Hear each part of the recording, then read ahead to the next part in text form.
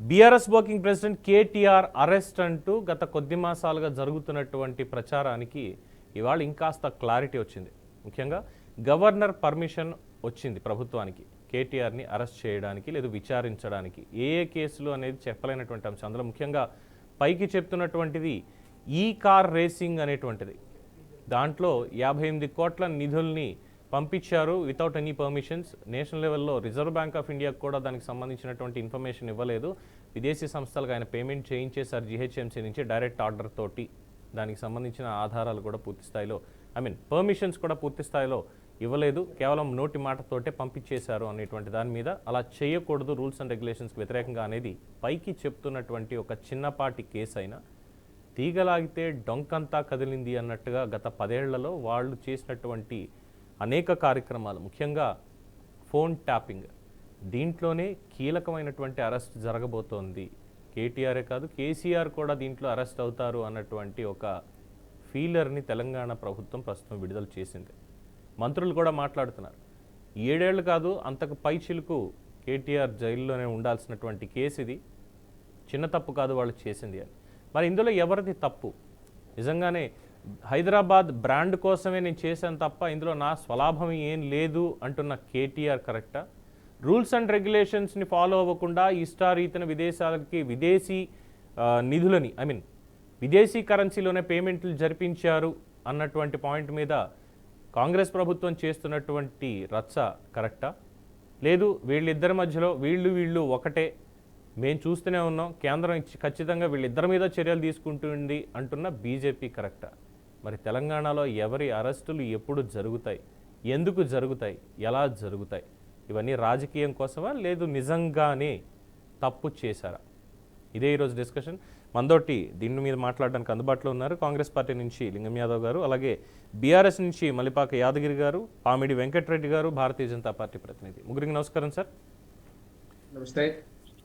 యాదగిరి గారు, KTR already statement ఇచ్చారు చాలా జాలీగా, మీరు అరెస్ట్ చేస్తారా, నేను రెడీ, నేను జైలుకి వెళ్తా, అక్కడికి వెళ్ళి బాడీ ఫిట్గా తయారు చేసుకుని ఎక్సర్సైజ్లు చేసుకుని నేను బయటకు వస్తా అని చెప్పి చాలా కాన్ఫిడెంట్గా చెప్పారు. అంటే కేటీఆర్ ఇందులో ఎటువంటి తప్పు చేయలేదు అనా, లేదు చేసినంత హైదరాబాద్ అన్న పేరు మీదే ఉంది కాబట్టి నాకు ఇందులో ఏం జరగదు అనేటువంటి ఒక అత్యుత్సాహం అని అనుకోవచ్చా? ముందుగా మీకు ప్యానెల్లో ఉన్న వారికి గుడ్ ఈవినింగ్ అండి. ఇప్పుడు కేటీఆర్ గారు ఎలాంటి తప్పు చేయలేదని చెప్పి కేటీఆర్ గారే పత్రికా ముఖంగా చెప్పిండు, ప్రజలకు వివరించిండు. ఇప్పుడు ఆ రోజున్న దాన్ని బట్టి ఇప్పుడు ప్రభుత్వ లోపాలను ఎప్పటికప్పుడు ఎత్తి చూపుతున్నాడు కాబట్టి ఆయనని ఏ విధంగానైనా కట్టడి చేయాలన్న ఒక ఉద్దేశంతో ఈ రోజు ప్రభుత్వం ఇలాంటి ఎత్తుగడలు వేస్తుంది. ఇప్పుడు ఆ రోజు ఇప్పుడు మోటార్ కార్ల వాహనాలు వెదజల్లే ఈ కర్పూర ఉద్గాలను తగ్గించేందుకు ఎలక్ట్రానిక్ వాహనాలు ఉపయోగించాలని, ఎలక్ట్రానిక్ వాహనాలను ప్రోత్సహించడంపై వీటిపై చైతన్యం కలిగించడం, పర్యావరణాన్ని కాపాడాలన్న లక్ష్యంతో ప్రపంచవ్యాప్తంగా ఉన్నటువంటి ప్రముఖ నగరాలలో ఈ ఫార్ములా రేసు నిర్వహిస్తారు. అంతర్జాతీయంగా ఇప్పుడు ఇలాంటివి ఎక్కడెక్కడో జరుగుతున్నాయి. వాటి సరసన హైదరాబాద్ నగరం కూడా ఈ రోజు ఎక్కడి నుంచి అంటే షాంఘై, బెర్లిన్, మెనోకో, లండన్ వంటి నగరాల సరసన హైదరాబాద్ తెలంగాణ రాష్ట్రానికి కూడా ప్రత్యేక స్థానం దక్కడం కోసం మాత్రమే దీనికోసం కేటీఆర్ గారు ఆ రోజు దీనికి అవకాశం కల్పించిండు. ఇది ఫిబ్రవరి 23, 2023 ఫిబ్రవరి 5వ తారీఖు నుంచి 11వ తారీఖు వరకు తేదీల మధ్యన ఈ పోటీలు జరిగే అవకాశం ఉండే. ఇప్పుడు దీనికి వచ్చేది కూడా హైదరాబాద్ లో దీన్ని ఆతిథ్యం తీసుకోవడం కోసం జరిగిన దీనికి ప్రపంచం దృష్టి కూడా ఆకర్షించింది. దీనికి ప్రపంచంలో ఉన్నటువంటి 150 దేశాలలో కార్ల ప్రేమికులు ఈ రేసును ప్రత్యక్ష ప్రసారాల ద్వారా వీక్షించారు. అదే విధంగా 31,000 మంది రేసును ప్రత్యక్షంగా చూసేందుకు హైదరాబాద్ వచ్చారు. ఇదంతా అసెంబ్లీ ఎన్నికల కంటే ముందు జరిగింది. దీని తర్వాత జూలై మధ్యన జరిగింది. ఫిబ్రవరి నాటికి మళ్ళీ దానికి స్పాన్సర్లను చూసామన్న ఒక ఉద్దేశంతో హెచ్ఎండిఏ నుంచి 50 కోట్ల రూపాయల నిధులను కేటాయిస్తామని పురపాలక శాఖ మంత్రి హోదాలో ఉండి నిధులను విడుదల చేసిర్రు. దీనికి హెచ్ఎండిఏ అధికారులకు దీన్ని నోడల్ ఏజెన్సీగా వివరించింది. ఈ నిధులను నిర్వహించింది. కానీ ఇది ఎవరి ఖాతాలోకి వెళ్ళింది కాదు, బీఆర్ఎస్ ఖాతాలోకి కానీ లేకపోతే కేటీఆర్ ఖాతాలకు పోయింది కాదు. అందే సందర్భంలో 2000 ఫిబ్రవరిలో జరగాల్సిన ఇది ఎలక్షన్లు రావడం వల్ల అది దాన్ని కొద్దిగా జాప్యం జరగడం వల్ల కొత్త ప్రభుత్వం వచ్చి దాన్ని రద్దు చేసుకుంది. దీనికి కేటీఆర్ గారు 50 కోట్ల నిధులను కేటీఆర్ గారు మంత్రి హోదాలో దాన్ని కేటాయించిండు. బాజాప్తుగా ఆయన ఒప్పుకున్నాడు కదండి. దాన్ని ఎక్కడో నేనేదో తప్పు చేసినా నా అకౌంట్ లోకి వచ్చింది, లేకపోతే అధికారుల మీద గతంలో ఉన్న ప్రభుత్వాలలో మాదిరిగా అధికారుల మీద రుద్దలేడు. నేనే బాజాప్తుగా చేసిన మన రాష్ట్రానికి ఒక బ్రాండ్ ఇమేజ్ ను తీసుకురావాలి, ఈ దేశంలోనే ఈ తెలంగాణ రాష్ట్రానికి ప్రత్యేకంగా ఉండాలని చెప్పేసి ఇలాంటి ఫార్ములా రేస్ నిర్వహణలో రాష్ట్రానికి అనేక విధాలుగా మేలు కలిగింది. టోక్యో, షాంఘై, బెర్లిన్, లండన్ వంటి అంతర్జాతీయ నగరాలతో పాటు ఇక్కడ నిర్వహించినందుకు గతంలో 700 కోట్ల ఆర్థిక లాభం కూడా చేకూరింది. మరి దాని గురించి మాట్లాడరు కానీ ఇది ఎంతసేపు చెప్పినా కేటీఆర్ గారిని ఈ రోజు ప్రభుత్వం చేస్తున్న ఏదైతే చేస్తున్నదో దాని మీద పేద ప్రజల పక్షాన పోరాటం చేస్తుండు, ప్రభుత్వానికి వ్యతిరేకంగా పోరాటం చేస్తుండు. కాబట్టి ఎందుకంటే రైతుల కోసం కానివ్వండి, మూసీ బాధితుల కోసం కానివ్వండి, ఈ చెరువుల కోసం అని ఏదైనా పేద ప్రజల పక్షాన ఈ రోజు కేటీఆర్ గారు పోరాటం చేస్తుండు.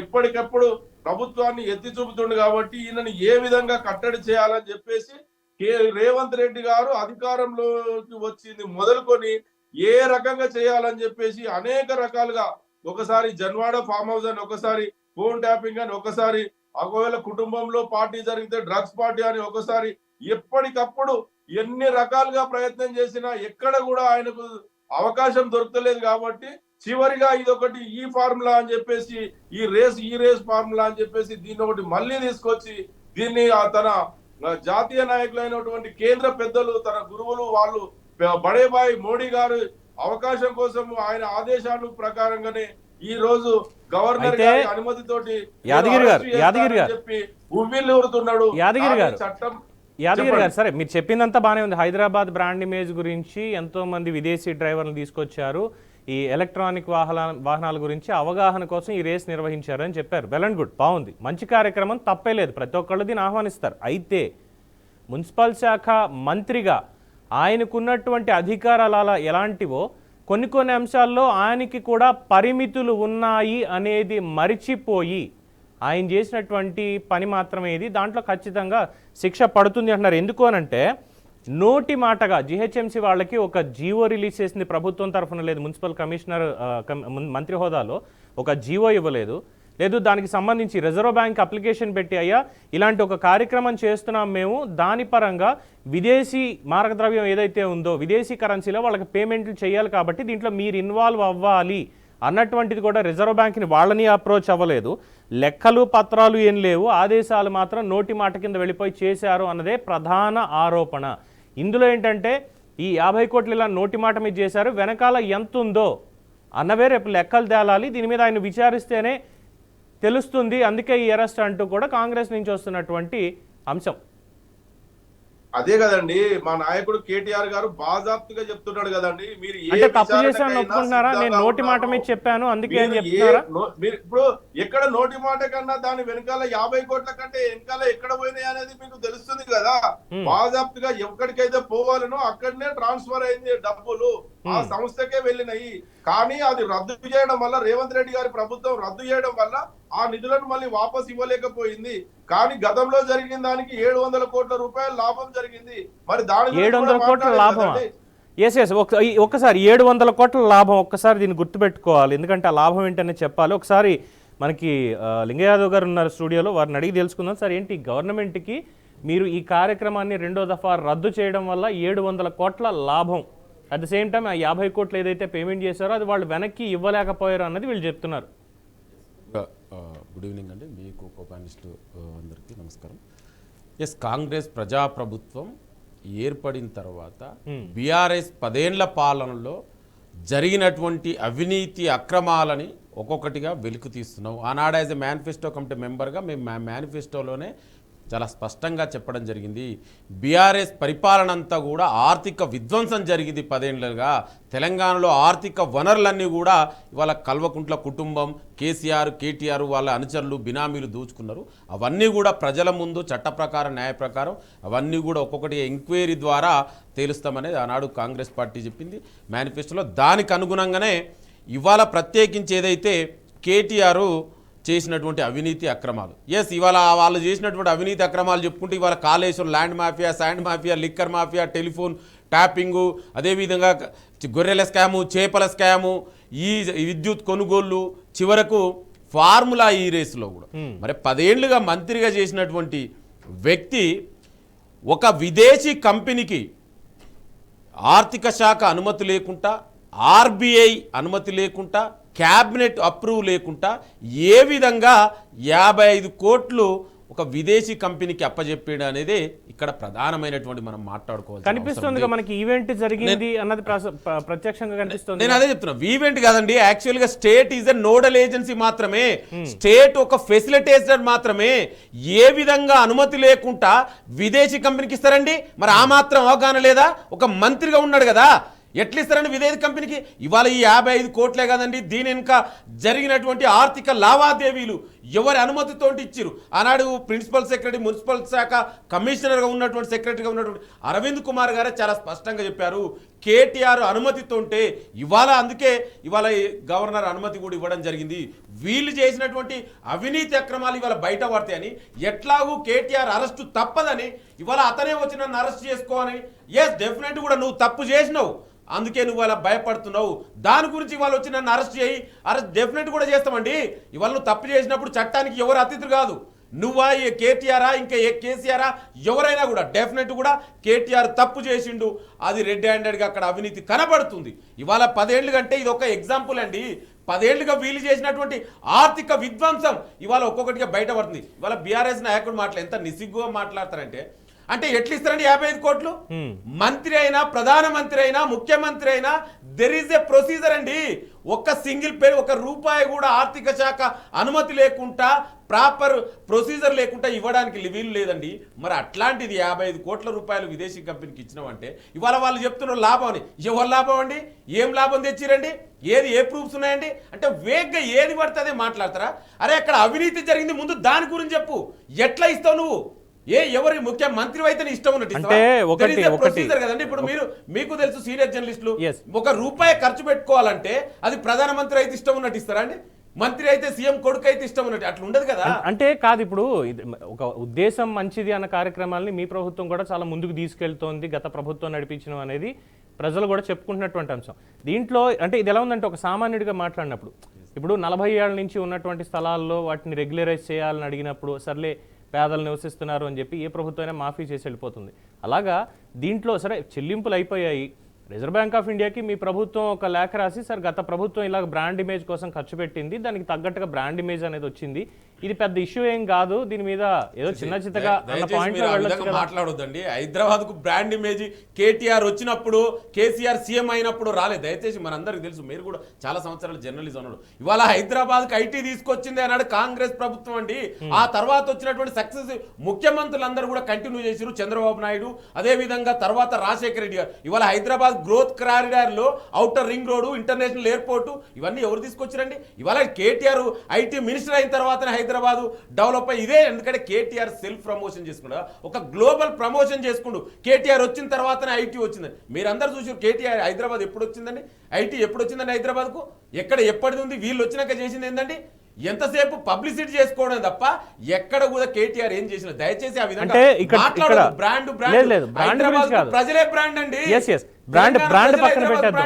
కేటీఆర్ బ్రాండ్ ఏంటండి? ఇది ఎందుకు తీసుకురావాల్సి వచ్చిందంటే, సరే ఇది చాలా చిన్న ఇష్యూ చెప్పుకోవడానికి, ఇలా మామూలుగా మాట్లాడుకుంటూ కేంద్రంతో సఖ్యత ఉంది కాబట్టి ఎవరు మాట్లాడినా పక్కన పెట్టాల్సిన. కానీ ప్రస్తుతం జరుగుతున్నటువంటి చర్చ చూసినప్పుడు సరే ఇది ప్రత్యక్షంగా కనిపించింది ఈవెంట్ అనేది, కానీ ఇంకా పెద్ద పెద్ద కేసులు, ఫోన్ ట్యాపింగ్ అని కావచ్చు, లేదంటే ధరణి పోర్టల్లో చేతులు మారిపోయినటువంటి భూముల విషయాలు కావచ్చు, వీటిల్లో కూడా గవర్నర్ పర్మిషన్ తీసుకున్నారు అన్నారు. రేపు 19వ తేదీన అరెస్ట్ తప్పదు అన్నటువంటి ఒక ఇది మీరు చెప్తున్నారు. అంటే కోటంరెడ్డి మన నేను అదే చెప్తున్నాండి. ఇవి నేనేమన్నా అంటే వాళ్ళు కోమటిరెడ్డి గారు. ఇది ఒకటే అవినీతి కాదు. నేను ఇంతకుముందుకే చెప్పిన ల్యాండ్ మ్యాపియా నుంచి మొదలు పెడితే కాళేశ్వరం నుంచి అవినీతి పెట్టుకుంటే చేపల గొర్రెల స్కామ్ వరకు ఇవాళ ప్రతిదీ అవినీతే కదా. ఇవాళ చూడండి, గతంలో 2014 ముందుకు తెలంగాణ ప్రత్యేకించి హైదరాబాద్ రంగారెడ్డి జిల్లాలో ఎంత ప్రభుత్వ భూములు ఉండండి.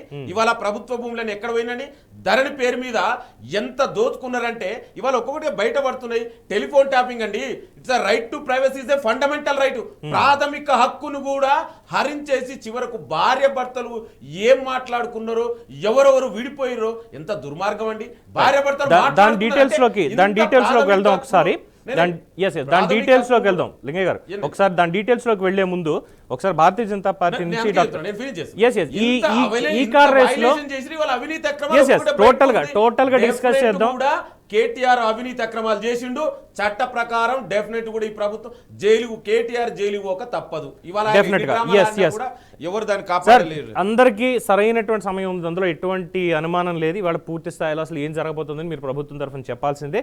డాక్టర్ పామిడి వెంకటరెడ్డి గారు, సార్ దీంట్లో ఒక అలిగేషన్, ప్రధానమైనటువంటి అలిగేషన్ మీ భారతీయ జనతా పార్టీ కేంద్రంలో ఉన్నటువంటి ప్రభుత్వం మీద చేయాల్సి వస్తుంది. ఎందుకంటే ఒక చిన్న పెన్ను నేను విదేశాల నుంచి ఇంపోర్ట్ చేయాలన్నా, లేదు ఇక్కడి నుంచి నేను పంపించాలన్నా కూడా దీనికి తగ్గట్టు నేను ట్యాక్స్ కట్టాలి. నేను ఏం పంపిస్తున్నాను, ఎలా పంపిస్తున్నాను అన్నటువంటి వివరాలన్నీ కూడా నేను సెంట్రల్ గవర్నమెంట్ వాళ్ళకి ఇవ్వాలి.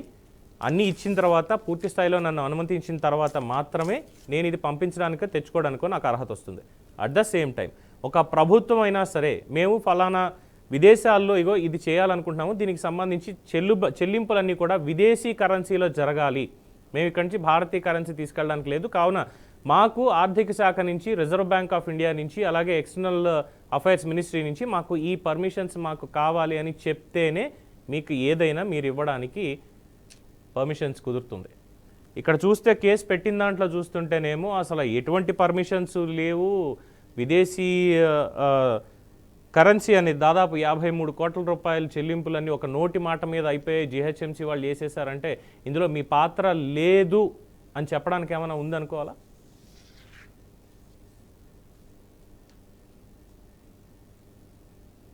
ముందుగా మీకు, అలాగే బీఆర్కే టీవీ న్యూస్ ప్రేక్షకులకి, అలాగే ప్యానల్ ఉన్న మిత్రులకు నమస్కారం.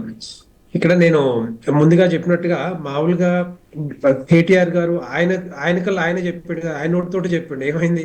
నేను చెప్తేనే, నేను సంతకం పెడితేనే ఆ 55 కోట్లు ఎవరి పర్మిషన్ లేకుండా, ఆర్థిక శాఖ పర్మిషన్ లేకుండా, ఆర్బీఐ పరిమితి లేకుండా, క్యాబినెట్ అప్రూవల్ లేకుండా, సీఎం కూడా తెలియకుండా ఆయన పెట్టిన సంతకంతో 55 కోట్లు విదేశీ కరెన్సీ రూపంలో విదేశాలకు వెళ్ళినాయి, పేమెంట్స్ అయినాయి అని చెప్పేసి కేటీఆర్ గారే చెప్పారు.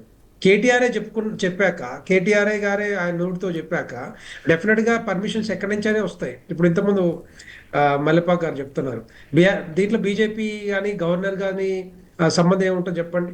ఆయన నోటితో చెప్పిన తర్వాత గవర్నర్ డెఫినెట్ గా ఇవ్వాల్సిందే, ఎందుకంటే ఆయన సంతకం ఉంది కాబట్టి ఆయన క్లియర్ గా మరి దర్యాప్తు చేయాలని చెప్పేసి డెఫినెట్గా ఇవ్వాల్సిందే కదా. ఎవరైనా కూడా కామన్ గా ఆలోచిస్తే అదే ఉంటుంది. సో ఇప్పుడు జరిగేది కూడా అదే అనమాట. ఇప్పుడు భారతీయ జనతా పార్టీకి లేకపోతే కాంగ్రెస్ చెప్పిందో, కాంగ్రెస్ పంపించిందో అని చెప్పి చెప్పడం కాదు. ఇక్కడ పాయింట్ ఏంటంటే, ఇండియన్ కరెన్సీ అనుకోండి, సరే మినిస్ట్రీ లెవెల్లో నేను పర్మిషన్ ఇచ్చాను, మా వాళ్ళు పే చేస్తారు, అయిపోయింది, బాగానే ఉంది.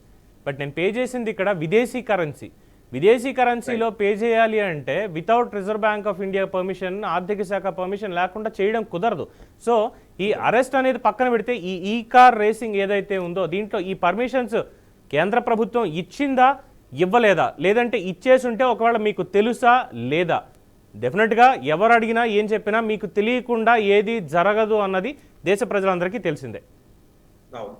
సో డెఫినెట్ గా ఒకవేళ నిజంగానే ఇది జరిగితే 55 కోట్లు విదేశీ కరెన్సీ రూపంలో విదేశాలకు తరలిస్తే మాత్రం ఇది డెఫినెట్ గా మనీ లాండరింగ్ కేసు కిందకి వస్తుంది. మనీ లాండరింగ్ కేసుకి వచ్చినప్పుడు ఈడీ కూడా దర్యాప్తు చేసే అవకాశాలు ఉంటాయి. ఒకవేళ ఏసీబీ దర్యాప్తు చేసిన తర్వాత ఇవన్నీ కూడా రిపోర్ట్ బయటపెట్టి ఇట్లా ఇష్యూస్ ఉన్నాయని చెప్తే మాత్రం డెఫినెట్ గా ఈడీ కూడా వచ్చే అవకాశాలు ఉన్నాయి. ఎందుకంటే ఈ మనీ లాండరింగ్ ఎక్కడైతే జరుగుతుందో అక్కడ ఈడీ దర్యాప్తు చేసే అవకాశాలు ఉంటాయి. సో ఇలాంటి నేను బీఆర్ఎస్ హయాంలో గత 10 సంవత్సరాల కాలంలో అవినీతి కుంభకోణాల్లో కూరుకున్నారని చెప్పేసి భారతీయ జనతా పార్టీ అంతకుముందు president state president Bandi Sanjay Kumar గారి ఆధ్వర్యంలో మా పోరాటం చేసినాం కాబట్టే తర్వాత మరి ఆ కాంగ్రెస్ పార్టీ వచ్చిన తర్వాత కాంగ్రెస్ పార్టీ రేవంత్ రెడ్డిగా పలుమార్లు చెప్పారు ఈ బీఆర్ఎస్ హయాంలో రేవంత్ రెడ్డి గారు కానీ లేకపోతే మిగతా నాయకులు ఎవరైతే అవినీతి కుంభకోణాలు కూరుకున్నారో వాళ్ళందరినీ కూడా తప్పకుండా జైలుకు పంపిస్తామని చెప్పేసి పలుమార్లు చెప్పారు. చెప్పి కూడా దగ్గర దగ్గర సంవత్సరం అవుతుంది. ఎప్పుడో చేస్తామని చెప్పారు ఆ పని కూడా. కానీ ఇప్పుడు కూడా కాలయాపన చేస్తా ఉన్నారు.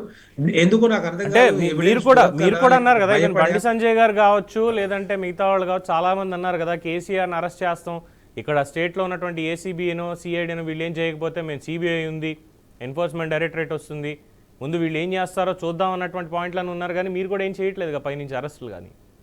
బేసిక్ అదే ఇప్పుడు నేను చెప్పాను కదా, ఎవిడెన్స్ ఉంటే ఒకవేళ కంప్లైంట్ ఉంటే ఏసీబీ రిపోర్ట్ ఇచ్చుంటే డెఫినెట్ గా ఈడీ కూడా వచ్చే అవకాశాలు ఉంటాయి. ఎందుకంటే ఇది విదేశీ కరెన్సీ రూపంలో ఎవరి అనుమతి లేకుండా ఎవరి పర్మిషన్ లేకుండా ఒకవేళ బయటికి పంపిస్తే విదేశీ కరెన్సీ రూపంలో విదేశాలకు పంపిస్తే మాత్రం డబ్బు డెఫినెట్ గా వాళ్ళ మీద మనీ లాండరింగ్ కేసు వచ్చే అవకాశాలు ఉంటాయి. వాళ్ళు కూడా దర్యాప్తు చేసే అవకాశాలు ఉంటాయి. ఎక్కడికి పంపించారు, ఎక్కడి నుండి వచ్చినాయి, అవి దేనికోసం పంపించారు, ఏ కంపెనీకి పంపించారు, ఇవన్నీ కూడా దర్యాప్తు చేసే అవకాశాలు ఉంటాయి. ఒకవేళ ఏసీబీ కేసు ఒకవేళ నిజంగానే రిపోర్ట్ ఇచ్చి చేస్తే మాత్రం వాళ్ళే రెఫర్ చేస్తారు ఈడీ కూడా. సో ఇలాంటిది అంటే డైరెక్ట్ గా ఎవరు కూడా ఇన్వాల్వ్ అవ్వరు. బండి సంజయ్ కుమార్ గారు కేంద్ర మంత్రి కానీ లేకపోతే కిషన్ రెడ్డి గారు కానీ ఎవరు కూడా దీంట్లో ఎందుకు ఇన్వాల్వ్ అవుతారంటే ఎవరు ఎక్కడైతే ఇష్యూస్ వస్తాయో, ఎక్కడైతే సిబిఐ కానీ లేకపోతే ఈడీ కానీ ఎక్కడైతే వీళ్ళ చేత కాకపోతే రాష్ట్ర ప్రభుత్వం చేయలేకపోతే వాళ్ళే రెఫర్ చేస్తారు బేసిక్గా సిబిఐ కూడా. అంతకుముందు కేసీఆర్ గారు మాకు సిబిఐ వద్దు, మేమే సిబిఐ, మేమే అంతా అని చెప్పేసి ఎన్నోసార్లు వాళ్ళు ఒక లెటర్ కూడా పెట్టుకున్నారు మా కేసు సిబిఐ వద్దు అని చెప్పేసి. నేను ఇప్పుడు కూడా నేను చెప్తున్నా ఏంటంటే కాళేశ్వరం మీద కూడా, మిషన్ భగీరథ మీద కానీ, మిషన్ కాకతీయ మీద కానీ, లేకపోతే ధరణి కమిటీ మీద కానీ, ఫోన్ ట్యాపింగ్ మీద కానీ, తర్వాత ఇప్పుడు ఈ ఫార్ములా ఈ రేసింగ్ కాస్ట్ ఈ అన్నిటి మీద కూడా దర్యాప్తు చేస్తామని చెప్పారు. ఇంకోటి కూడా విద్యుత్ ఒకటైతే మర్చిపోతున్నారు వెంకటరెడ్డి గారు, ఒకటి మర్చిపోతున్నారు.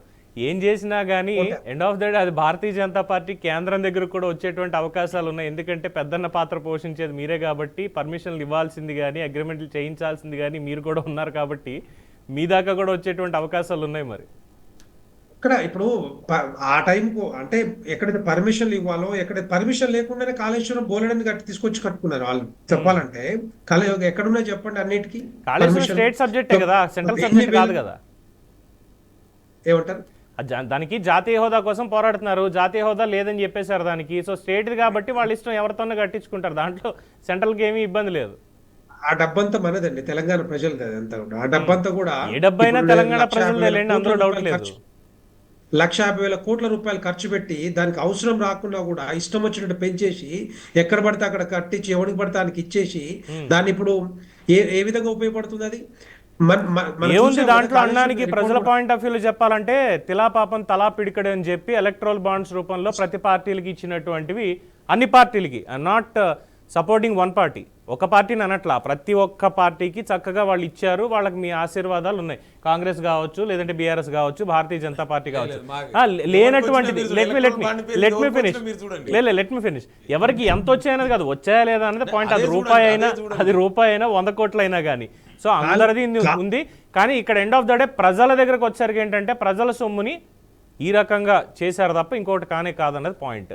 సరే, ఇక్కడ అసలు పాయింట్ ఏంటంటే ఇందాక చెప్పింది కాళేశ్వరం ప్రాజెక్టు మీద 1,50,000 కోట్లు ఖర్చు పెట్టిరని చెప్పి దాన్ని ఏ విధంగా ఉపయోగపడుతుంది చెప్పండి? అది ఒక ఏటీఎం లాగా వాడుకున్నారు తప్పితే దానికి అంచనాలు ఎంత, దాన్ని పెంచింది ఎంత, ఎవరి జేబులోకి పోయినాయి, ఎవరికి ఇచ్చిర్రు, ఇవన్నీ కూడా బయటికి రావాలి.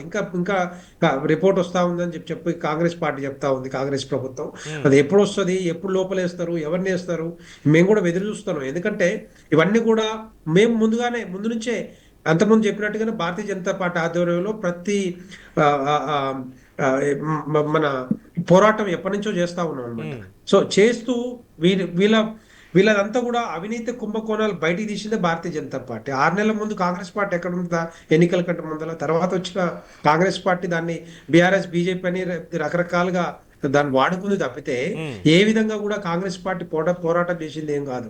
సో దీంట్లో నేనేంటంటే చిత్తశుద్ధి ఉంటే ఇమ్మీడియట్ గా కాంగ్రెస్ పార్టీ కూడా కాళేశ్వరం ప్రాజెక్టు మీద అయితే కమిషన్ వేసారు, ఆ రిపోర్ట్ బయటకు తీసుకున్న తర్వాత ఎవరెవరు ఇన్వాల్వ్ అయ్యారు వాళ్ళందరూ కూడా లోపలేస్తే డెఫినెట్ గా నీకు ఇంకోసారి ఇంకోటి ఏంటంటే దాంతో పాటుగా ఎవరైతే దోపిడీ జరిగిందో, ఎవరైతే తీసుకున్నారో వాళ్ళ మీద రికవరీ యాక్ట్ పెట్టి అదంతా కూడా రికవరీ చేయాల్సిన బాధ్యత కూడా కాంగ్రెస్ ప్రభుత్వం తీసుకోవాలి.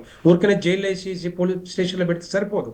ఎందుకంటే ఇదంతా కూడా ఈ పాయింట్ గుర్తుపెట్టుకోండి, రికవరీ అన్నది మీ బాధ్యత అంటున్నారు. ప్రజల ఆస్తులు, ప్రజల సొమ్ము కాబట్టి ఇదంతా కూడా బయటికి తీయాల్సిన అవసరం ఉంది.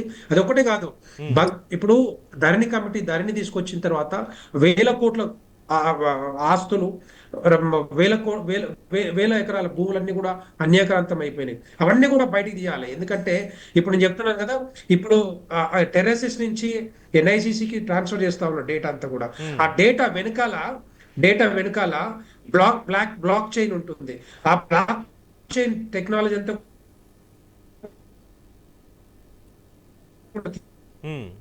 తీసుకొచ్చి ఎప్పుడు ఏ టైంలో ఎవరి పేరు మీద ఎన్ని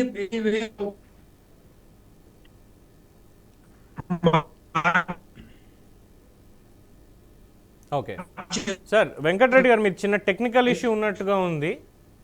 లేకపోతే ఎందుకంటే ఎన్ని దురాఘాతాలు అంటే 1000 కోట్ల భూములు, 1000 ఎకరాల భూములు కూడా, వేల కాదు లక్షల ఎకరాలు తెలంగాణ రాష్ట్రాన్ని సర్వనాశనం చేశారు. అవన్నీ కూడా బయటకు వస్తే డెఫినెట్ గా తెలంగాణ ప్రజలందరూ కూడా హర్షిస్తారు. అంత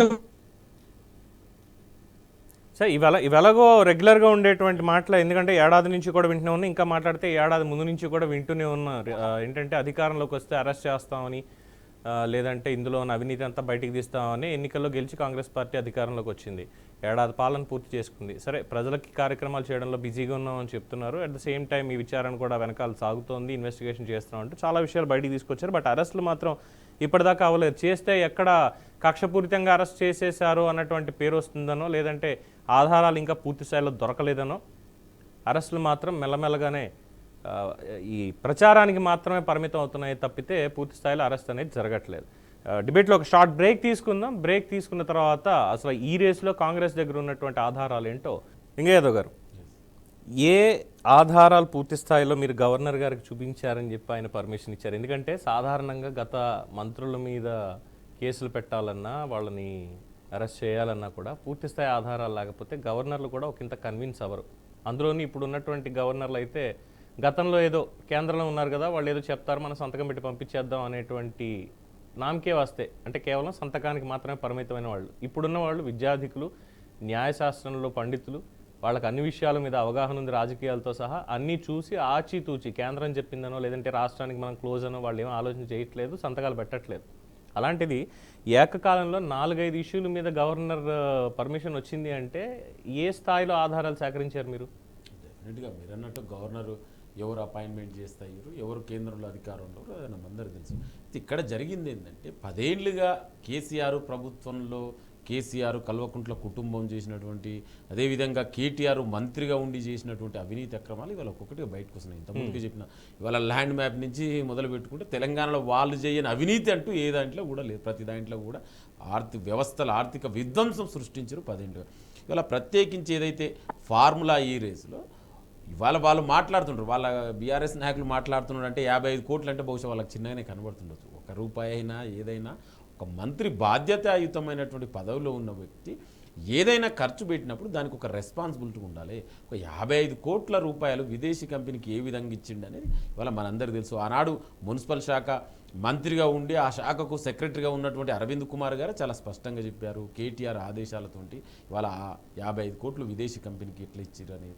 ఇవాళ డెఫినెట్గా ఆధారాలు ఉన్నాయి కాబట్టి ఇవాళ ప్రజాప్రభుత్వం ఇవాళ గవర్నర్ గారికి సబ్మిట్ చేయడం జరిగింది విత్ ఎవిడెన్స్ తోటి. గవర్నర్ గారు కూడా కన్విన్స్ అయ్యింది కదా, అందుకే ఇవాళ పర్మిషన్ ఇచ్చారు. అంటే నేను ఏమంటున్నా అంటే ఇవాళ ఏదో వ్యక్తిగతంగా గతంలో కేసీఆర్ హయాంలో జరిగిన ఏ విధంగా నచ్చని వ్యక్తులని, ప్రతిపక్ష పార్టీలని అరెస్ట్ చేసినట్టు, మిడ్ నైట్ దర్వాజాల వల్ల కొట్టి ఇండ్లలో పోయి తీసుకొచ్చినట్టు ఇక్కడ ఈ ప్రజాప్రభుత్వానికి ఎక్కడ లేదు. మేము మేనిఫెస్టోలో చెప్పినాం చాలా స్పష్టంగా, కేసీఆర్ అవినీతి అక్రమాలపై జ్యుడిషియల్ ఎంక్వైరీ ఇస్తున్నాం. ఇవాళ ఎంక్వైరీ ఒక్కొక్కటిగా నడుస్తుంది. ఇవాళ కాళేశ్వరంలో కూడా ఆల్మోస్ట్ ఎంక్వైరీ చివరి దశకు వచ్చింది. అదేవిధంగా టెలిఫోన్ ట్యాపింగ్ ఎంత అంటే బహుశా దేశంలోనే ఈ రకంగా టెలిఫోన్ ట్యాకింగ్ ఎవరు చేసి ఉంటారండి. ఇవాళ 10 ఏళ్ల కేంద్రం కూడా ఏ విధంగా ఇవాళ చివరికి భార్య భర్తలు కూడా ఏం మాట్లాడుకో ఉన్నారు, ఎవరెవరు ఏం ప్రతిపక్ష నాయకులు ఎక్కడెక్కడ పోతున్నారు, ఏం ఈ విషయంలో తప్పుగా అనుకోవద్దు. ఈ విషయంలో ఆల్రెడీ కోర్టు ముట్టుకాయలు కూడా మీ పార్టీ మీద ఉన్నాయి. మంత్రులు చేసినటువంటి వ్యాఖ్యలకు సంబంధించి భార్యాభర్తల పేర్లు తీయండి. నేను అందుకే చెప్తున్నా కదా, మేము అదే చెప్తున్నాం. అందుకే నేను ఒక నేను అందుకే చెప్తున్నాండి, ఒక విజ్ఞునిగా మాట్లాడుతున్నా. నేను వాళ్ళ లెక్క ఈ XY అని పేరు ఎక్కడ చెప్పట్లేదు. ఎవరెవరికి ఏం జరిగింది, ఎవరిని బెదిరించిండు, ఎవరి ల్యాండ్ గుంజుకున్నారు, ఎవరిని బెదిరించి ఆస్తులు రాపించుకున్నారు, ఇవన్నీ కూడా వస్తున్నాయి కదా. ఇవాళ మనం చెప్పడం కాదు, బాధితులే వస్తున్నారు కదా. ఇవాళ ఆనాడు ఇన్వాల్వ్ అయిన ఆఫీసర్లు కూడా చెప్తున్నారు కదా. ఇవాళ ఒక్కొక్కటి అందుకే చెప్తున్నా, ఒక్కొక్కటికి వాళ్ళ ఎవిడెన్స్ బయటకు వస్తున్న విత్ ప్రూఫ్తో సహా. ఇవి ఎంత ఘోరం అండి. ప్రతిపక్ష నాయకుడు ఏం మాట్లాడుకుండో విన్నారు, భార్యతో ఏం మాట్లాడుకు ఎంత ఇది ఒక ప్రాథమిక హక్కునండి. Fundamental rights, right to privacy is a fundamental right. దాన్ని కూడా వయలేషన్ చేసి, అంటే కాన్స్టిట్యూషన్ మీద నమ్మకం లేకుండా వీళ్ళు నియంతలాగా పరిపాలించారు కదా. ఇవన్నీ కూడా బయట పడుతుంది. ఆ పాపాల పుట్ట పగిలి వాళ్ళ బయటకు వస్తుంది.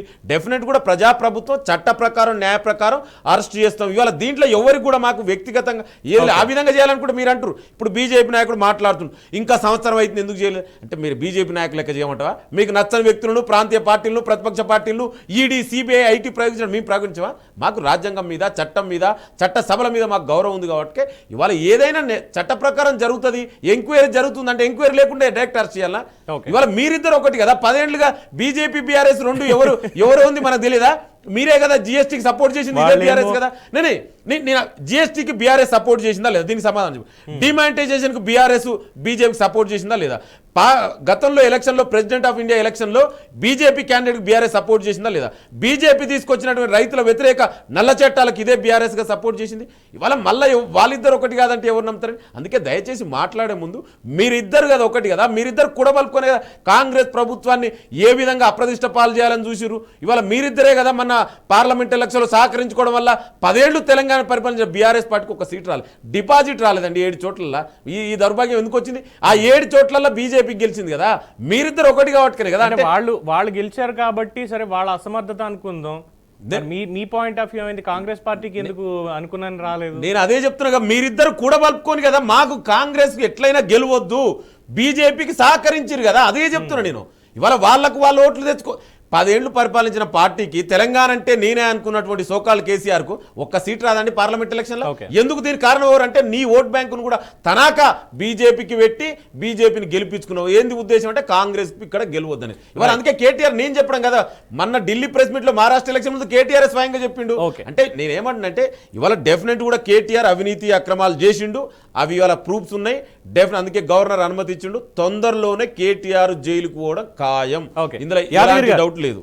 యాదగిరి గారు, ఈ ఫోన్ ట్యాపింగ్ సంబంధించి, ఎందుకంటే నేను కూడా ఇంతకు చాలా క్లియర్గా కొన్ని విషయాలను అడిగాను నేను, ఈ వదిలేసేటువంటి ఇష్యూస్లో ఎందుకు ఇంతలాగా తీసుకెళ్లడం అని. బట్ ఫోన్ ట్యాపింగ్ అన్నటువంటి అంశం దగ్గరికి వచ్చేసరికి మాత్రం పూర్తి స్థాయిలో మరి అది కేంద్రంలో ఉన్నటువంటి భారతీయ జనతా పార్టీ ప్రభుత్వానికి తెలిసే జరిగిందా అన్నది వాళ్ళ పాయింట్ ఆఫ్ వ్యూ వాళ్ళు చెప్పాలి. బట్ మీ దగ్గర నుంచి ఫోన్ ట్యాపింగ్ చేయాల్సినటువంటి అవసరం ఎందుకు వచ్చింది? అట్ ద సేమ్ టైం ఎందుకు ఈ ఫోన్ ట్యాపింగ్ ఇష్యూలో ఉన్నటువంటి వాళ్ళు విదేశాలకు వెళ్ళిపోయి తిరిగి రాకుండా అక్కడే మాకు పౌరసత్వం ఇవ్వండి, లేదంటే రాజకీయ పునరావాసంలో మమ్మల్ని కన్సిడర్ చేయండి అంటూ చెప్పుకుంటున్నారు? అంటే నిజంగా మీరు తప్పు చేశారా గత 10 ఏళ్లలో ఫోన్ ట్యాపింగ్ చేసి? ఫోన్ ట్యాపింగ్ చేయాల్సిన అవసరం కేసీఆర్ గారికి కానీ కేటీఆర్ గారికి కానీ లేదు. ఫోన్ ట్యాపింగ్ అనేది కానివ్వండి, ప్రతి విషయంలో కాంగ్రెస్ పార్టీ కావాలనే దురుద్దేశంతో బీఆర్ఎస్ పార్టీని, గతంలో ఉన్న నాయకుడు కేసీఆర్ గారిని, కేటీఆర్ గారిని బదనాం చేయాలన్న ఒక దురుద్దేశంతో ఇట్లాంటి అబాండాలు వేస్తున్నారు. ఒకవేళ నిజంగా ఫోన్ ట్యాపింగ్ అనేది ఉంటే చట్టపరమైన చర్య తీసుకోండి. ఆ రోజు నుంచి ఈ రోజు వరకు మా నాయకులు అదే చెప్తున్నారు. ఇప్పుడు ఒకవేళ వారు ఏమన్నా అధికారులు వాళ్ళకి సంబంధించిన ఇన్ఫర్మేషన్ కోసం చేసిరేమో, అది మా నాయకులకు తెలియదు. అంటే అధికారులకు సంబంధించిన ఇన్ఫర్మేషన్ అంటే కాదు. ఒక్క సెకండ్, ఇది క్లారిటీ ఇవ్వండి. యాదగిరి గారు ఇది ఒక్కసారి క్లారిటీ ఇస్తారా? పోలీస్ స్టేషన్ లో కేసు పెడితే ఉల్టా ఆయన మీదనే కేసు పెట్టి ఆయన జైలు పెట్టిన సందర్భాలు ఉన్నాయి, మనం అందరం చూసినాము. ఇప్పుడు కేవలం రేవంత్ రెడ్డి గారు కక్షపూర్వకంగా ఇప్పుడు పరిపాలన సాగిస్తున్నాడు. తెలంగాణ అభివృద్ధి చెందుతున్న తెలంగాణ రాష్ట్రాన్ని ధ్వంసం చేయడం కోసం మాత్రమే ఈ కాంగ్రెస్ ప్రభుత్వం ఏర్పడ్డది. ప్రజలకు ఎన్నో అనేక సంక్షేమ పథకాలను తీసుకొచ్చిన బీఆర్ఎస్ పార్టీ ఈ రోజు ఆయన కళ్ళబొల్లి మాటలు చెప్పి ఇంకా అబద్ధపు హామీలు ఇచ్చి ఆయన గద్దెనెక్కిన తర్వాత హామీలన్నీ విస్మరించి ప్రజలను తప్పుదోవ పట్టించడం కోసం ఆయన ఇచ్చిన హామీలను మర్చిపోతారని చెప్పి సైడ్ ట్రాక్ పట్టించడం కోసం మాత్రమే ఇలాంటి ఫోన్ ట్యాపింగ్ అని, కరెంట్ అని, విద్యుత్ కొనుగోలు అని చెప్పేసి, ఈ రేసింగ్ అని చెప్పేసి, డ్రగ్స్ పార్టీలు అని చెప్పి ఇలాంటివి చేస్తున్నారు. ఇంకొకటి తప్పుడు లెక్కలు ఇంకోటి ఏం చెప్తున్నారు, గతంలో 6 లక్షల కోట్లు 7 లక్షల కోట్లు కేసీఆర్ గారు అప్పు చేసిర్రు, ఈ రాష్ట్రాన్ని సర్వనాశనం చేసిర్రు అని చెప్పేసి ఈ ప్రభుత్వం ఇప్పుడు అని తప్పుడు సమాచారం ప్రజలకు చెప్తుంది. ఈ రోజు అసెంబ్లీలో కూడా అదే చెప్తున్నారు. కానీ ఆర్బీఐ లెక్కల ప్రకారం గత 10 సంవత్సరాలలో బీఆర్ఎస్ ప్రభుత్వం చేసింది 4,17,496 కోట్లు మాత్రమే ఆర్బీఐ లెక్కల ప్రకారంగా. కానీ వీళ్ళు 6 లక్షల కోట్లు 7 లక్షల కోట్లు అని చెప్పేసి అబద్ధపు ప్రచారం చేసిర్రు.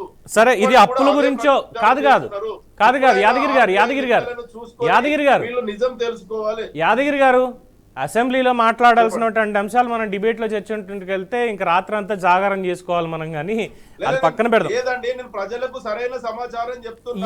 ఎస్ మీరు పొద్దున్నుంచి చెప్తూనే ఉన్నారు. పొద్దున్నుంచి మీ నిరసన కార్యక్రమాలు దీని మీదే జరుగుతున్నాయి.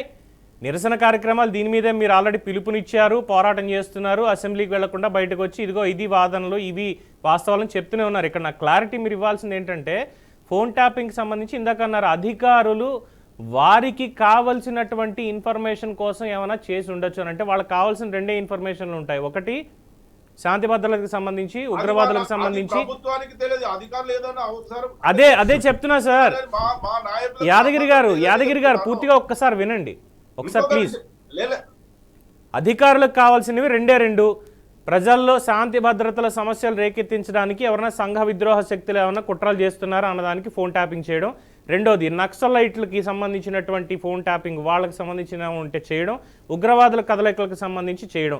ఇవి తప్పితే ఏ రాజకీయ నాయకుడు ఏ పబ్కి వెళ్తున్నాడు, లేదంటే ఏ పార్టీలో చేరడానికి వెళ్తున్నాడు, ఎక్కడ ఈవెంట్కి వెళ్తున్నాడు, ఎక్కడ ఉన్నాడు, ఎక్కడ తిన్నాడు, ఇది పోలీస్ అధికారులకు అవసరం లేనటువంటి విషయం. కానీ సాక్షాత్తు ఇప్పుడున్నటువంటి ముఖ్యమంత్రి, గతంలో ప్రతిపక్ష నేతగా ఉన్నటువంటి మన రేవంత్ రెడ్డి గారి ఇంటి పక్కనే 200 మీటర్ల పక్కనే ఒక హబ్ని ఏర్పాటు చేసి అధికారులు, అంటే రేవంత్ రెడ్డి ఏమైనా నక్సలైటా, తీవ్రవాద, ఉగ్రవాద, ఇంకేమన్నా యాంటీ సోషల్ ఎలిమెంటా వినడానికి అధికారులకి? అలా అసలు వినడానికి అధికారులకి ఆ హక్కు ఎవరిచ్చారు, రైట్ ఎవరిచ్చారు? అదేనండి, ఒకవేళ వారి దగ్గర ఇప్పుడు ప్రభుత్వం వారి చేతిలో ఉంది కదా, ఎవరు చేసిందో విచారణ చేసుకోమని చెప్తున్నాం కదా. వారు అదే అనేది కదా, గత ప్రభుత్వంలో ఉన్నటువంటి పెద్దలనే కదా అనేది. అవుతుందంటే దాని మీద ఎందుకు విచారణ చేస్తలేరు? ఇప్పుడు మా ఎమ్మెల్యే గారు పాడి కౌశిక్ రెడ్డి గారు నా ఫోన్ ట్యాపింగ్ అవుతుందని చెప్పి మరి పోలీస్ స్టేషన్ పోతే ఆయన మీదనే ఉల్టా కేసు ఎందుకు పెట్టిరు? నేను అనేది వీళ్ళు చెప్పేది ప్రతి విషయంలో తప్పుడు ఆరోపణలు మాత్రమే. నేను ఇప్పుడు నన్ను పూర్తిగా చెప్పనీయలేదు. ఇప్పుడు వాళ్ళు ప్రతిదీ తప్పుడు ఆరోపణే. అప్పు చేసింది కేసీఆర్ గారు ప్రభుత్వం, 6 లక్షల కోట్లు అన్నది ఆడున్నది. సార్, ఈ రోజు నా సబ్జెక్ట్ అప్పుల గురించి అయితే డెఫినెట్ గా మీకు అరగంట సమయం ఇచ్చి అప్పుల గురించే మాట్లాడించేవాడిని. నేను ఒక్కసారి ఇప్పుడు విషయం ప్రజలకు చెప్పాలి కదా మీ ద్వారా. సార్, విషయాన్ని ప్రజలకు చెప్పడానికి నా డిబేట్ టాపిక్ కి సంబంధం లేదు కదా. 52,000 కోట్లు 51,000 కోట్లు అంటారు, కానీ వాళ్ళు 1,27,000 కోట్ల రూపాయలు వాళ్ళు అప్పు చేసి 1 సంవత్సరానికి. మరి 5 సంవత్సరాలకు ఎంత కావాలండి? 10 సంవత్సరాలలో 4,27,000 కోట్లు చేస్తేనే మమ్మల్ని ఇన్ని రకాలుగా 6 లక్షలు 7 లక్షల కోట్లు అన్నారు. నేను అనేది ఏంటంటే, పూర్తిగా ఏది చేసినా ప్రతిదీ కూడా పూర్తిగా వాళ్ళు తెలుసుకున్న తర్వాత ప్రజలకు చెప్పవలసిన అవసరం ఉన్నది. తప్పు చేస్తే ప్రభుత్వం మీ చేతిలో ఉంది, విచారణ చేసుకోండి. మేము తప్పు చేయలేదని చెప్తున్నాం కదా. ఇప్పుడు మమ్మల్ని ఈ విధంగా మాట్లాడుతున్నారు కదా, ఈ రేసింగ్ కేసులో అవకతవకలు జరిగినాయి, 55 కోట్లు ఎక్కడ పోయినాయి అని అంటారు కదా. మరి నిజంగా కేంద్ర ప్రభుత్వం మరి మొన్నటికి మొన్న పొంగులేటి శ్రీనివాసరెడ్డి గారి ఇంటి మీద ఈడీ అధికారులు దాడి చేసి మరి ఏమేమో 2 రోజులు సోదా చేస్తే దాని మీద ఇప్పటి వరకు ఎలాంటి ప్రకటన చేయలేదు. ఆ విధంగా మీ 10 ఏళ్లలో మీరు చేసిన ఏందండి? లింగం యాదవ్ గారు, ఈ విషయంలో యాదగిరి గారు 1 సెకండ్, ఈ విషయంలో నాకు ఇక్కడ పార్టీలకు అతీతంగా ప్రభుత్వాలు ఏమున్నా కానీ నాకంటూ ఒక అసంతృప్తి ఉందండి సమాజపరంగా. ఏంటంటే, ఫలానా నాయకుడి మీద, ఫలానా వ్యాపారవేత్త మీద, ఫలానా వ్యక్తి మీద ఈడీ దాడి, ఇన్కమ్ ట్యాక్స్ దాడి, లేదంటే ఇంకో దాడి చేస్తారు. దాడులు మీరు ఎందుకు చేస్తారో, మీకున్నటువంటి ఇన్ఫర్మేషన్ ఏంటనేది ప్రజలకు తెలియదు. దాడి చేసేసారు అయిపోయింది అనగానే ఒక పార్టీ వాళ్ళు అదుగు అవినీతి చేశాడు కాబట్టే వచ్చింది, లేదు గతంలో చేశాడు కాబట్టే వచ్చింది అంటూ మీరు వాదనలు చేసుకుంటారు అయిపోతుంది. ప్రజలు ఇక్కడ సరైనటువంటి ఇన్ఫర్మేషన్ కోసం ఎదురు చూస్తుంటారంటే నిజంగా ఒక రాజకీయ నాయకుడు అక్కడ తప్పు చేస్తే రాజకీయాల నుంచి ప్రజలే పక్కన పెట్టేటువంటి పరిస్థితి. కానీ ఆ రిపోర్ట్లు మాత్రం మీరు రిలీజ్ చేయరు. ఏ ప్రభుత్వం ఉన్నా కూడా ఆ రిపోర్ట్లు ఏవి చేయవు. ఎందుకంటే ఏ కాంట్రాక్టర్లు ఎవరున్నారో, ఎక్కడి నుంచి ఎవరు పర్మిషన్స్ ఇచ్చారో, కేంద్రంలో ఉన్న వాళ్ళకి అందులో లింకులు ఉన్నాయా, స్టేట్లో ఉన్న వాళ్ళకు ఉన్నాయా, ప్రతిపక్షానికి ఉన్నాయా, అధికార పక్షానికి ఉన్నాయా, లేదంటే ఇంకొకళ్ళకు ఉన్నాయా, వీటిలో మీకు చక్కటి రిలేషన్షిప్స్ ఉన్నాయి. కానీ ప్రజల దగ్గరకు వచ్చేసరికి మేము ఇది కాదు అనేటువంటి ఒక ముసుగు మాత్రం ఇక్కడ వేస్తున్నారు ఈ రిపోర్ట్స్ అన్నటువంటి అంశంలో. And at the same time KTR అరెస్ట్కి సంబంధించి ఫోన్ ట్యాపింగ్ ఇష్యూలో అక్కడ ఉన్నటువంటి అధికారులు మొత్తం అందరూ కూడా విదేశాలకు వెళ్ళిపోయినటువంటి వాళ్ళు. ఎందుకు వెళ్ళిపోయారు సార్ వాళ్ళు? విదేశాలకు ఎందుకు వెళ్ళిపోయారు? మీకు ఏమైనా ఐడియా ఉందా యాదగిరి గారు? సార్ ఇప్పుడు వాళ్ళ అధికారులు వాళ్ళ అవసరాల కోసం వాళ్ళ కుటుంబ సభ్యుల దగ్గరికి వెళ్ళి వాళ్ళు అధికారులు వస్తే దానికి టిఆర్ఎస్ పార్టీకి ఏం సంబంధం అండి, కేటీఆర్ గారికి ఏం సంబంధం అండి, కేసీఆర్ గారికి ఏం సంబంధం అండి? రైట్, ఇదే మాట వారిని అడుగుదాం ఒకసారి. ఇదే మాట యాదగిరి గారు, ఇదే మాట వారిని అడుగుదాం. లింగ యాదవ్ గారు మీరు చెప్పండి.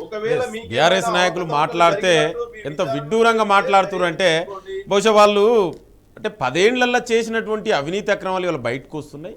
ఇవాళ మీరు ఆనాడు టెలిఫోన్ ట్యాపింగ్ స్వయంగా కేసీఆర్ కేటీఆర్ దగ్గరుండి అరే ఆగన్న విను, అరే విను ఏం చేయండి మీ 10 ఏళ్ల అవినీతి అక్రమాలు చెప్పమంటావా?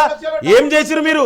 తెలంగాణని అస్తవ్యస్తం చేసిరు కదా, ఆర్థిక విధ్వంసం చేసిరు, తెలంగాణని మొత్తం తిరోగమనం చేసిరు. మీరు చేసినటువంటి సామాన్యం చేసిరా? మీరు 10 ఏళ్లలో తెలంగాణని దోసుక తిన్నారు. ఆనాడు 14లో మీ ఆస్తులెంత? కేసీఆర్ ఆస్తులెంత? కేటీఆర్ ఆస్తులెంత? కవిత ఆస్తులెంత? ఇవాళ మీ ఆస్తులెంత? వేల కోట్లు లక్షల కోట్లు ఎట్లొచ్చినాయన్నా? ఫామ్ హౌస్ కల్చర్ ఎట్లొచ్చింది? దయచేసి వినవేపుకుండు విను. నువ్వు మాట్లాడినప్పుడు ఇతను ఇవాళ కేసీఆర్కి 1000 కోట్లు ఎక్కడి నుంచి వచ్చినాయి? ఈ ఫామ్ హౌస్లు అంతా ఎవరి నుంచి వచ్చినాయి? తెలంగాణ కష్టార్జితమైన సొమ్ముతోటి కదా, తెలంగాణ ప్రజల సొమ్ముని దోచుకున్నారు కదా. ఇంకా మాట్లాడతారు ఎందుకన్నా? ఇవాళ ఎవరి అనుమతితో ఎవరి మీద టెలిఫోన్ ట్యాపింగ్ చేస్తారండి? ఎవరు ఫోన్లు చేస్తారు తెలుసా మీకు? రాజ్యాంగం ప్రాథమిక హక్కు, దాన్ని కూడా వైలేషన్ చేసిరు. ఒక ప్రతిపక్ష నాయకుడు ప్రజాస్వామ్యంలో ఆయన ఇంటి పక్కల సెటప్ బాక్సులు ఏర్పాటు చేసి ఆయన ఏం మాట్లాడుకుండో, ఫ్యామిలీతో ఏం మాట్లాడుకుండో వినరు. ఎంత దుర్మార్గమైనదన్నా! దీన్ని ఖండించాలి మన అందరం కూడా. ఇది ప్రజాస్వామ్యంలో ఉన్న నియంతృత్వంలో కాదు, ఏది పడితే అదే నడుస్తుందని. ఇవాళ అందుకే మీ అవినీతి అక్రమాలు బయటకు వస్తున్నాయి. ఇవాళ ఎంక్వైరీ జరుగుతుంది. తొందరలోనే మీరు చేసిన అవినీతి అక్రమాల వల్ల, ఆర్థిక విధ్వంసం వల్ల తెలంగాణ వెనకబడిపోయింది కదా. ఇవాళ అందుకే తెలంగాణ పునర్నిర్మాణం జరుగుతుంది. మీరు డెఫినెట్ కూడా మీ భాగవతాలన్నీ బయటకు వస్తాయి. నేను ఒక చిన్న ఉదాహరణ చెప్తాండి. అంటే వీళ్ళ అవినీతి అక్రమాలకు ఒక శాంపిల్ ఎగ్జామ్ ఉండండి. మరి వాళ్ళు కూడా చెప్తారు. కేసీఆర్ 80,000 పుస్తకాలు చదివిన మేధావి కేసీఆర్ చెప్పాలి. ఒక టూ వీలర్ మీద ఎట్ ఏ టైం 20 గొర్రెలు ఒక పొట్టేలు తీసుకుపోగొడతారా అండి? ప్రపంచంలో ఎక్కడైనా సాధ్యమా అండి? ఎక్కడైనా సాధ్యం. ఒక టూ వీలర్ మీద, ఇది ఆటోనో బస్సో కారో కాదు, ఒక టూ వీలర్ మీద. అంటే ఇది కేసీఆర్ 10 ఏళ్లలో సాధ్యమైంది. ఇది నేను చెప్పడం కాదు, స్వయంగా అక్కడ ఏసీబీ పట్టుకోరు వాళ్ళే. కేసు ఈడీ కూడా ఇవాళ కేసు రిజిస్టర్ చేసింది గతంలోనే. అంటే ఇంత దుర్మార్గంగా వాళ్ళ పరిపాలన జరిగిందనేది ఒక మత్తు తునక. ఒక స్కూటర్ ఆర్ బైక్ మీద, ఒక టూ వీలర్ మీద 21 గొర్రెలు సారీ చేయగలుగుతారా అండి? క్యారీ చేయగలుగుతారా? అంటే ఎంత దుర్మార్గంగా జరిగింది అనేది ఇది ఇవాళ బయటకు వస్తుంది. ఇవాళ మీరు దాన్ని చెప్పక ఎంతసేపు మేము ఇవాళ అనుకుంటున్నాం మేము నిజంగానే మీరు చేసినట్టే మేము చేస్తే 1 year ఎందుకు ఆగుతామండి? మాకు చట్టం మీద నమ్మకం ఉంది, రాజ్యాంగం మీద, ప్రజాస్వామ్యం మీద నమ్మకం ఉంది కాబట్టి చట్ట ప్రకారం ముందుకెళ్తున్నాం. మీ లెక్క నచ్చలేదు కాబట్టి ప్రతిపక్ష నాయకుడు కాబట్టి అరెస్ట్ చేయాలి, ఇళ్లలో పోయి బెడ్రూమ్ తలుపులు వలగొట్టి చేసిరు. మేము అట్లా చేయట్లేదే, చట్ట ప్రకారం పోతున్నాం. వెయిట్ చేయండి. చాలా వ్యాలిడ్ పాయింట్. ఈ పాయింట్కి సంబంధించి భారతీయ జనతా పార్టీ నేతలను ఒక ప్రశ్న అడగాలి. వెంకటరెడ్డి గారు, ఎలా ఉందంటే మీ పని ఎలా ఉందంటే చాలా చక్కగా పిల్లి కొట్టుకుంటున్నాయి, మనం పక్కనే కూర్చుని వాళ్ళు ఏం కొట్టుకుంటున్నారో చూద్దాం అన్నట్టుగా ఉందనుకోవాల్సి వస్తుంది. ఇప్పటి నుంచే కాదు, గత 2 termsగా కూడా ఇదే పరిస్థితి. ఆ రాష్ట్రంలో ఏ ప్రభుత్వం ఉన్నా మనకు అనవసరం, మనం కేంద్రంలో ఉన్నాం, వాళ్ళు కొట్టుకుంటారు, మనం ప్రశాంతంగా ఉందాం ఇంతే. ఎందుకంటే ఫోన్ ట్యాపింగ్ ఇష్యూకి సంబంధించి సెంట్రల్ హోమ్ మినిస్ట్రీకి ఫస్ట్ అసలు పర్మిషన్ తీసుకోవాలి. లోకల్ హైకోర్ట్స్లో లేదు, లోకల్ డిస్ట్రిక్ట్ కోర్ట్స్లో తీసుకోవాలి. ఇవన్నీ కూడా మీ చేతుల్లో ఉన్నటువంటివే. మీ దగ్గరకే ఖచ్చితంగా దానికి సంబంధించిన ఇన్ఫర్మేషన్ రావాలి. లేదు ఆరోపణలు వస్తున్నాయంటే మీ సెంట్రల్ ఇంటెలిజెన్స్, మీ మిలిటరీ ఇంటెలిజెన్స్ ఇవి కూడా ఉన్నాయి, ఇంకా చాలా వింగ్స్ ఉన్నాయి దీనికి సంబంధించి, వాళ్ళు వచ్చి చాలా క్లియర్గా చేయాలి. ఈ రోజు దాకా ఫోన్ ట్యాపింగ్ ఇష్యూ అంటే అదిగో కాంగ్రెస్ పార్టీ ఇదంటోంది, గతంలో వీఆర్ఎస్ వాళ్ళు చేశారంటే వాళ్ళు దాంట్లో అరెస్ట్ అవుతారని ఈ రెండు మాటలు అంటే రెండు స్టేట్మెంట్లు మీ దగ్గర నుంచే వస్తున్నాయి, కానీ వాస్తవంగా దీంట్లో మీ బాధ్యత విస్మరించారా అన్నటువంటి ప్రశ్న ఇక్కడ వస్తుంది. మీరేమంటారు దానికి? ఇది ఫోన్ ట్యాపింగ్ అనేది ఈ రాష్ట్రంలో రాష్ట్ర పరిధిలో ఉంది. ఇప్పుడు కేంద్ర పరిధిలో లేదు. ఎందుకంటే కేంద్ర పరిధిలో ఎప్పుడు వస్తుంది అంటే ఎప్పుడైతే నిజంగానే అక్కడ పర్మిషన్స్ తీసుకొని ఒకవేళ అలాంటిది ఏమైనా వచ్చి మీరు ఇంతకుముందు చెప్పారు క్లియర్ గా, ఇది ఎవరి కోసం చేస్తారు, నక్సలైట్స్ కోసం కానీ, సంఘ విద్రోహ శక్తులు కానీ, లేకపోతే టెర్రరిస్టులు కానీ, ఇంకా వేరే వాళ్ళు ఏమన్నా దేశానికి దేశద్రోహ కింద ఏమన్నా వస్తే దేశద్రోహులకి కోసము వాళ్ళ కోసం చేస్తారు తప్పితే ఇక్కడ ఎవరెవరు ఏం చేస్తున్నారు, ఏ పార్టీలో ఎవరు జాయిన్ అవుతా ఉన్నారు, ఎవరెవరు ఏం మాట్లాడుకుంటున్నారు అని చెప్పేసి ఈ ఫోన్ ట్యాపింగ్ ఏదైతే చేశారు చూసారా, ఇదంతా కూడా డెఫినెట్ గా కేంద్ర ప్రభుత్వానికి కూడా కేంద్ర ఇంటెలిజెన్స్ సంస్థలకు కానీ తెలియని విషయం. ఎందుకంటే పర్మిషన్ లేకుండా ఎక్కడ తీసుకొచ్చిరో తెలియదు, ఎక్కడి నుంచి కొనుక్కొచ్చిరో కూడా తెలియదు, అదంతా కూడా బయటకు రావాలి. సార్ కాదు నిజంగా మీరు ఈ స్టేట్మెంట్ ఇస్తున్నారంటే సెంట్రల్ లెవెల్లో మీరు ఫెయిల్ అయినట్టుగా మీరే పబ్లిక్ గా ఒప్పుకుంటున్నట్టు. కాదు అంటే నేను అనేది ఏంటంటే అంటే రెండు రకాలుగా, ఒకటి ఇందాక నేను చెప్పినట్టుగా పెన్ ఫార్ములా లేకుండా చేశారు, పర్మిషన్ లేకుండానే. అదే పర్మిషన్ లేకుండా అదే చెప్తున్నా. ఇక్కడ మీరు కనుక పర్మిషన్ లేకుండా చేశారు అంటే ఇందులో మీ ఫెయిల్యూర్ కూడా ఉంది అని మీరు ఒప్పుకుంటున్నట్టు. ఎందుకంటే ఒక చిన్న పెన్నును పంపించడానికో తెప్పించుకోవడానికో నాలాంటి ఒక సామాన్యుడికే 1,00,000 పర్మిషన్ ఇవ్వాల్సినటువంటి మీరు ఇదే వేలో వీళ్ళు చేశారు అంటే మీకు తెలిసి చేసి ఉండాలి. రెండోది, తెలియకుండా వేరే వేరే మార్గాల్లో వీళ్ళు ఒకళ్ళు తెప్పించుకుంటే మీ ఇంటెలిజెన్స్ ఫెయిల్ అయింది అనేది ఒప్పుకోవాల్సి వస్తుంది. చాలా పెద్ద అలిగేషన్ అవుతుంది అది వెంకటరెడ్డి గారు, భారతీయ జనతా పార్టీ కేంద్ర ప్రభుత్వం మీద. అది తెలిసి చేస్తే, తెలిసి పర్మిషన్ ఇచ్చి మీరు ఇట్లా విధంగా చేసుకోవాలంటే మేమే దర్యాప్తు చేసేటోళ్ళం కదా, మా పరిధిలో వచ్చేది. అప్పుడు మీరు ఎందుకు ఇట్లా చేస్తున్నారు, దేనికోసం తీసుకున్నారు, దేనికోసం పర్మిషన్ తీసుకున్నారు, ఎక్కడ ఏ విధంగా కొనుక్కొచ్చారు, ప్రొక్యూర్ చేశారు అని చెప్పేసి మేమే అడిగేటోళ్ళం కదా, మేమే దర్యాప్తు చేసేటోళ్ళం. ఇది తెలంగాణ రాష్ట్ర పరిధిలో ఎక్కడి నుంచి తీసుకొచ్చారు. ఇప్పుడు అదే వీళ్ళు దర్యాప్తు చేయకపోతే రేపొద్దున కేంద్ర పరిధిలోకి వస్తుంది డెఫినెట్ గా. ఫోన్ ట్యాపింగ్ అనేది చాలా సీరియస్ విషయం. డెఫినెట్ గా తెలంగాణ రాష్ట్రం కాంగ్రెస్ ప్రభుత్వం. రైట్ వెంకటరెడ్డి గారు, రైట్. లింగయాదవ్ గారు, last one question, yes or no చెప్పండి. 19వ తేదీ కేటీఆర్ అరెస్ట్ జరుగుతుందా జరగదా? డెఫినెట్ కూడా కేటీఆర్ చేసిన అవినీతి అక్రమాల వల్ల తొందరలోనే అరెస్ట్ కావడం ఖాయం. 19వ తారీఖు నేను అదే చెప్తున్నాండి, తొందరలో ఇవాళ ఆల్రెడీ ఎవిడెన్స్ ఉన్నాయి, ప్రూఫ్స్ ఉన్నాయి. కేటీఆర్ అవినీతి చేసిండు, అది అందరికీ తెలుసు, అధికారులు ఒప్పుకురు, కేటీఆర్ ఒప్పుకుంటూ డెఫినెట్ కూడా తొందరలోనే కేటీఆర్ జైలు కూడా ఖాయం. రైట్, థ్యాంక్ యూ లింగ యాదవ్ గారు, అలాగే యాదగిరి గారు, వెంకటరెడ్డి గారు డిబేట్లో పార్టిసిపేట్ చేసినందుకు. సో మొత్తానికి కేటీఆర్ అరెస్ట్ తప్పదు అంటూ కాంగ్రెస్ ప్రభుత్వం చెప్తోంది. క్లోజ్ చేసే ముందు ఒక్క మాట, ఎందుకు ఈ మాట చెప్పాల్సి వస్తుందంటే, మీరు ఈ ఇన్వెస్టిగేషన్ చేస్తున్నారా లేదంటే ఆధారాలు ఉన్నాయా ఏంటి, ఎలాగా ఈ కథా కమామిషు అనేది ఏదో రోజువారీ యాత్రలో సాగిపోతుంది. అరెస్టులు చేస్తారు, రేపో మాపో చేస్తారు, ఎల్లుండికి బెయిల్ వస్తుంది. ఏం ఉపయోగం ఉంది? తప్పు చేశారని అంటే మళ్ళీ అందులో న్యాయ సూత్రాలు, బెయిల్ వచ్చింది అంటే హక్కు ఉంది అని చెప్పి. నేరం చేశారు, అరెస్ట్ చేశారు, బెయిల్ వచ్చింది, జస్టిస్ అవ్వట్లా. పబ్లిక్ దీంతో ఏం ఒరగట్లా. నిజంగా అవినీతికి పాల్పడ్డారు, వాళ్ళు ఇందులో శిక్ష పడుతుంది అనుకోవడానికి కూడా లేదు. ఇది కేవలం రాష్ట్రానికి సంబంధించి కాదు, దేశంలో ఉన్నటువంటి ఈ వ్యవస్థలు ఏవైతే ఉన్నాయో, సిబిఐ దగ్గర నుంచి పోలీస్ వ్యవస్థ వరకు అన్నిట్లోనూ అరెస్ట్ చేస్తారు రాజకీయ నాయకుల్ని. సామాన్యుడికి హక్కు లేదు, కేవలం రాజకీయ నాయకులకి మాత్రమే. అధికారంలో ఉన్నా ప్రతిపక్షంలో ఉన్నా ఏం చేసినా వీళ్ళ అరెస్టులు మాత్రం జరుగుతాయి, ఇమీడియట్గా బెయిల్స్ వస్తాయి. మనం ఇలా న్యూస్ గురించి మాట్లాడుకుంటూ ఉంటాం. That's thing. చూద్దాం మరి ఇంకెంతమంది అరెస్టులు జరుగుతాయో, ముందు ఎలాంటి సంచలనాలు తెలంగాణ పౌర సమాజం ఎదుర్కోబోతోందో. ఇది ఇవాళ ప్రైమ్ డిబేట్. చూస్తూనే ఉండండి బీఆర్కే న్యూస్, తెలుగోడి సత్తా.